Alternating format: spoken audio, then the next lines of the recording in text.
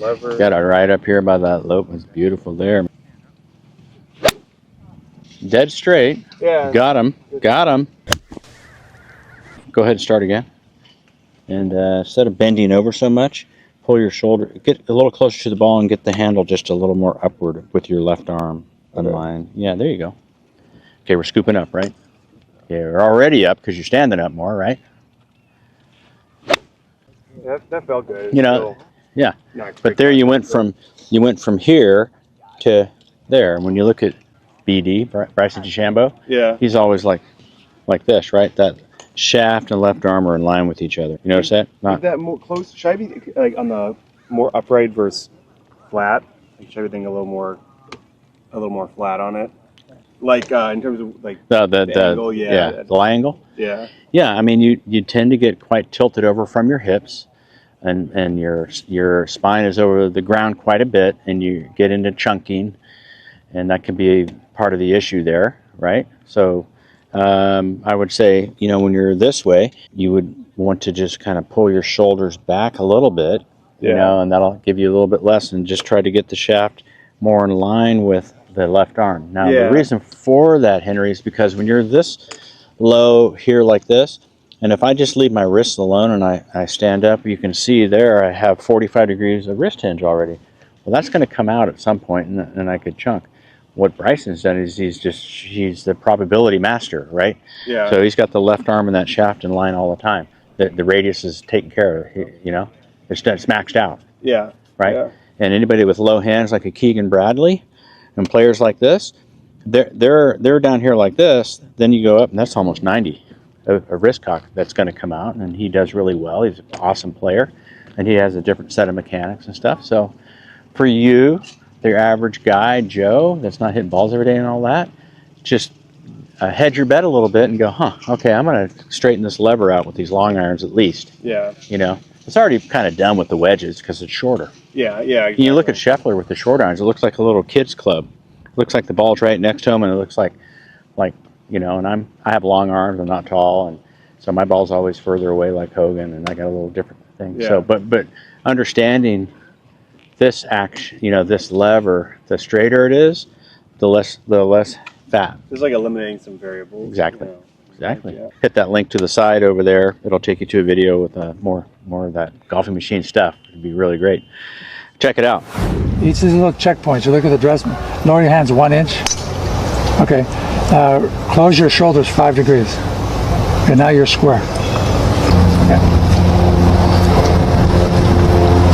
In you go, up you go, up. Okay, good. Okay, now go to P3. Start again, go to P3. Let's see just the separation of your arms going up. That one you pivoted all the way up. Okay, you can see that. Okay. Go up to P, drop the shoulder blade sooner. Drop it down. Okay. Drop. Okay, right there, stop. Now just move your arms up independently. Okay. Alright, do it again. Okay, go ahead and hit it this time. Drop the shaft. Shoulder point. Close your shoulders 5 degrees. Okay. Alright.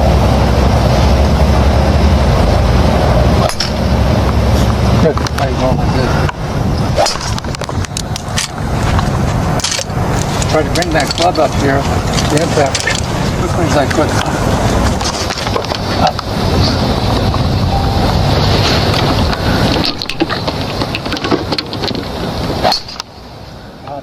So it's like when you have that ball right here, right there, you know, I would say like the game is in threes, basically, right? Either your club face is open, close, or neutral. Either you're out to in to out, or Ben Hogan on playing perfectly. So when you think about, you know, am I too steep, too shallow, that kind of thing, or just right? It's like the three bears, I guess, you know. And for you, you're bringing that club down a little steep and outside in, okay? And then I showed you this little trick, if you will, or, you know, the stick on the ground, and then I had you go ahead and waggle like we were doing a minute ago. Set up to that golf ball for me. Leave it there. Yep. Right there's cool. And then I'm going to put my foot in the way you're going to do under my foot to the stick and back, right? So visually, your brain's picking up, you know, the path of the club right now. And of course, that's not going up and down much at all, right? So it's a sweeping kind of action. And you can do it, you know, with your arms more than your body pivot or whatever, just a combination of both. But, you know, it's just a little move back there. So what you're feeling is this, right? That's that. You were going maybe back this way and then coming down that way. And you're wondering why you're, you know, kind of hitting behind and stuff, because it was kind of coming down and outside in too much. Plus your wide stance. You had a really, you know, really wide stance like this and kind of going like that. And so tiny bit more narrow like you are now. And visually just seeing your club track to the ball this way, right? That'd be like your right forearm doing this, like we kind of saw Homa doing.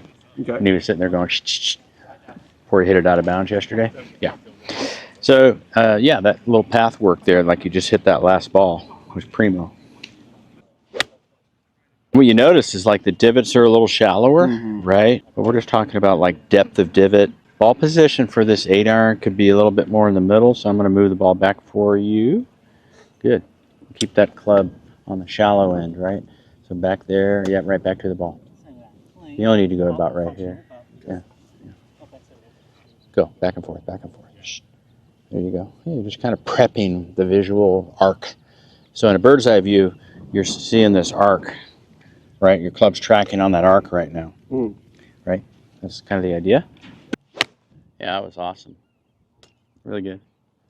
The height on the ball, right? Shallow divot. Yeah. So it could go this way. These are kind of the off ramps, on ramps, if you will, right? Those are the player's choices, right? You can go, feel like you're going straight back and then straight through. You can go out to the orange, bring it back on this guy. You know, your options are, you know, yours. I think for efficiency, it's like, yeah, I want to go maybe somewhere in between the white and the gray stick there, back here. And then when I go up here, I want to feel like I'm coming in from there a little more than I have been. Okay. Yeah. Well, it's giving you a roadmap, I guess. You know, it's like a GPS coordinate for, you know, if Tiburon's that way and Vallejo's this way and Tahoe's that way, as an off ramp on a freeway. That's basically easy for us to kind of wrap our head around, right? And you go, well, what you've been doing is you've been going to Tiburon on the backswing and then coming from Tahoe on the downswing. You just go, no, I'm just going to hang out in Tiburon. I kind of like there, you know. And that's a circle of a pivoting kind of action. You know, the club circling from a bird's eye view. You know, a piece of metal would be going this way. So it's similar, I guess, to baseball in a way. You know, the bat would. Should I exaggerate that more on the longer irons? Yes. Oh, on the driver. Yeah. And then, like, on the wedges, I can be a little more pendulum. Yeah, a little more vertical-ish. Okay. More pendulum-like. While we're here, let's get the driver out. All right. Okay. Yeah, beauty there, buddy. It's like this one's easier, right? Yeah. Just take it around over here and sweep it around the corner. This is called, I call this the corner. You can corner it back over there.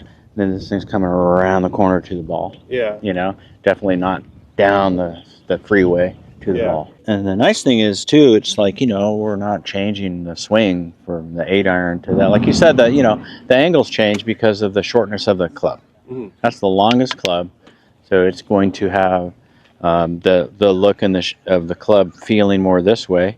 Like you said, wedges are going to have a little bit more Ferris wheel, if you will, or kind of straight pendulum feel to it. Yeah, yeah. And this guy's, no, this is merry-go-round around, baseball, kind of, you know, coming this way. Yeah. And yeah, cool. Just make sure you don't get super wide with the feet. Like those look like over wide. I'm going to try. No, you can go a little wider than that. You don't want to go crazy with, balance. Exactly, no. You just want to do the work and see the arc going over to Tiburon here, you know. Yeah, and then the club just sweeps right around the corner and just bang. What I'd like you to do for the long irons, you need to put it more forward, okay? Because the longer lever, longer club, the 0 point is under the left shoulder socket. That's the flat spot. Okay. Okay, and if you keep moving that ball back with a long club like the 4-iron, we're going to have trouble with that. We'll take deep divots. Yeah, yeah. Okay, so you want to move the ball maybe up, tank top strap, something towards the left shoulder. Okay, and then you're going to tilt your head tiny bit behind the golf ball. So your spine tilt will be we're going to move that ball. Yep, I'm going to move it one skosh further, put the club there. Okay, and I'm going to prop you this way. right? Is my weight still forward? 50-50. 50-50? Like the closer to the driver, where you said you feel it on the right foot. Yeah. Yeah. Move feet back. Narrow the feet. Yeah. Okay, so I'm going to go almost full driver mode. You're standing taller, right? Yeah. Yeah.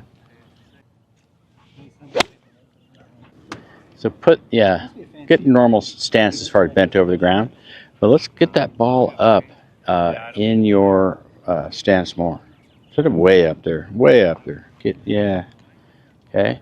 How would the handle's going to be where you have it there. The handle looks like it's in line with the back of the golf ball. It's good there. Yeah. There you go. Yeah. Go ahead and hold that for me.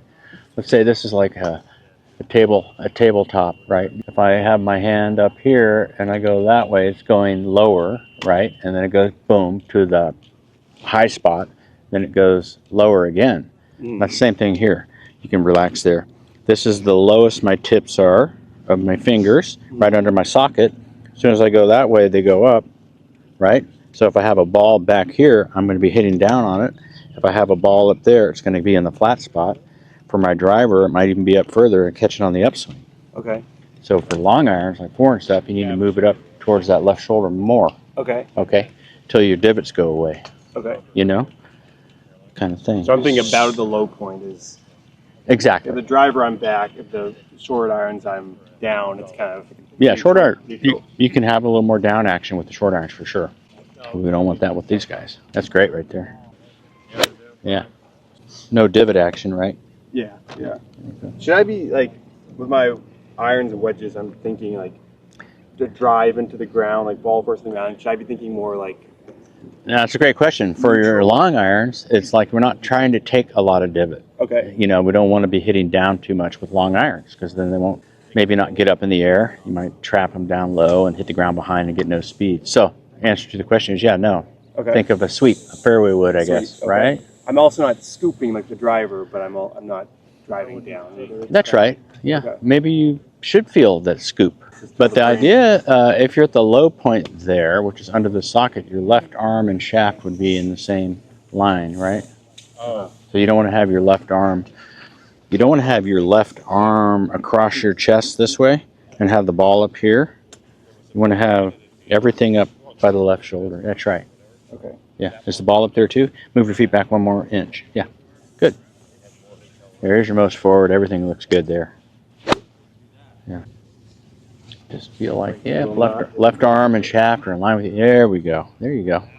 Like not so wide. Yeah. Good. Good. I'll hit the ground first. Yeah. There it is. Yeah.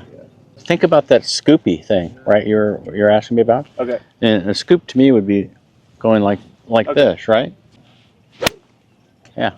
So I probably still like I'm thinking scoop, but it looks like it's probably neutral. You know. I'm just, Well, it's that, and it's like you don't know.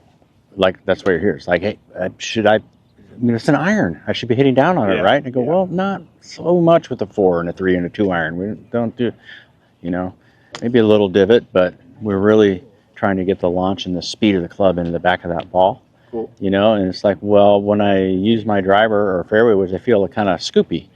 Well, what does that mean to Henry? You know, and that's what I'm saying. It's like, yeah, well, try that. That's your research that you should do. But now, this is the first time you've understand that this lever here, the master levers, the golfing machine kind of stuff I'm talking about right now, Bryson knows completely about. Matter of fact, if you guys hit that link to the side over there, it'll take you to a video with more of that golfing machine stuff. It'd be really great. Check it out. So, Cool. Let's go putt. Nice. All right, man. Good job today. Thanks. Huh? Tiburon. Yeah, I felt a lot better.